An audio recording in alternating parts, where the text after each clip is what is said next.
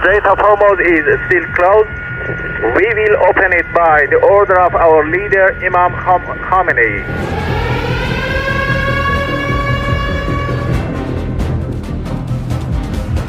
What if I told you that one narrow stretch of water could shake the entire world economy overnight? Right now, the Strait of Hormuz, the route for nearly 20% of the world's oil and gas, is once again at the center of a dangerous global crisis. Ships are being fired upon.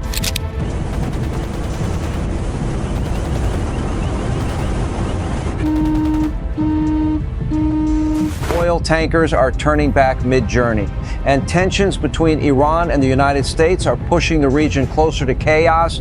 In just the past 24 hours, Iran has closed the strait again, despite briefly reopening it. We're talking to them. They wanted to close up the strait again, as they've been doing for years. Multiple ships, including Indian-flagged vessels, reported attacks while trying to pass through. Imagine being on one of those ships. You're given permission to cross, and suddenly gunboats appear and open fire. This is not a drill. The Strait of Hormuz is still closed. We will open it by the order of our leader, Imam Khamenei, not by the tweets of some idiot. If you want to pass through the strait, you must ask permission from Iranian Sepah Navy. All vessels that have a connection with our enemies will be targeted if they try to pass the Strait of Hormuz out. This is happening right now, and if this situation spirals out of control, it won't just affect the Middle East. It could hit fuel prices, global trade, and your daily life. So what exactly is happening? Why is Iran closing the strait again, and how close are we to a much bigger conflict?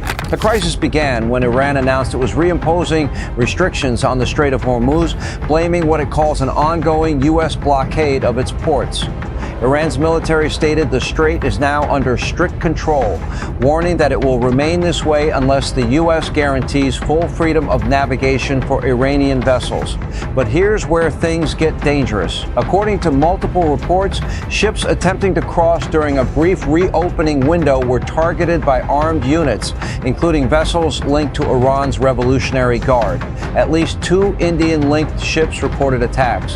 One of them was carrying millions of barrels of oil. Even more alarming, some ships were reportedly cleared to enter the strait, only to be fired upon moments later, forcing them to turn back. Meanwhile, global energy traffic is now stuck in uncertainty. 5 massive LNG tankers from Qatar, one of the world's top gas exporters, are currently approaching the strait, unsure if they'll be able to pass safe.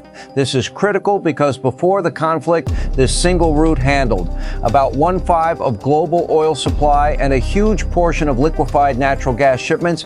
Any disruption here sends shockwaves across global markets. On the political side, the situation is just as fragile. Donald Trump stated that the U.S. will continue its blockade until a permanent deal is reached with Iran. At the same time, he claimed talks are ongoing and hinted that a deal could happen within days.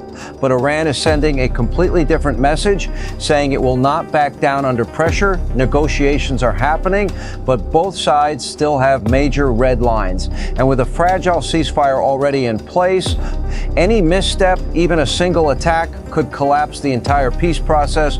So why should you care? Because this isn't just a regional issue. If the Strait of Hormuz stays closed, oil prices could skyrocket, globally shipping costs could increase sharply, and countries heavily dependent on energy imports, especially in Asia, could face serious disruptions. We've already seen markets react with uncertainty.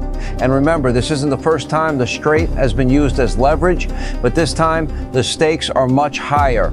Right now, the world is watching closely. Will negotiations succeed, or are we heading toward a wider conflict? Will those LNG ships make it through safely or become the next targets? And most importantly, how long can the world afford to wait while one narrow waterway holds the global economy hostage? This story is still developing. Stay tuned, because the next few days could change everything.